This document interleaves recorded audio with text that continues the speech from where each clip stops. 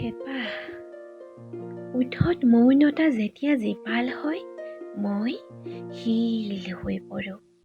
শব্দৰ বাট কাটি উজাই যাব খোজোঁ আত্মীয়তাৰ শিতানলৈ, য'ত সপোনবোৰ প্ৰায়ে বুঢ়ী পৰে উঠি যায়, নিমখীয়া এটোপাল পানীয় হৈ।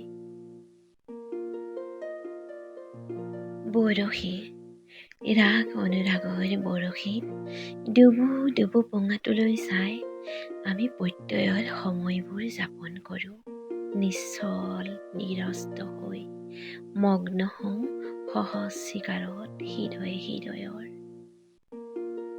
সংযম এতিয়াও মোৰ বুকুত তোমাৰ বাবে হেঁপাহৰ ঢৌৱে চুই যায় আবেগৰ বালিচৰ। আচাৰ খাই পৰে বয়সৰ সংযম, সম্বন্ধৰ বান্ধোন অৱশেষত পাৰৰ বালিচৰত পৰি ৰয় স্মৃতিৰ খোলাবোৰ। মানুহবোৰে কেতিয়াবা ৰ'দৰ দৰে সম্পৰ্ক একোটা হৈ তাপ দিয়ে জীৱনৰ সেমেকাখিনিত। জোঙাল উপলব্ধি একোটা হৈ সানি যায় কেতিয়াবা সামান্য অজুহাতত।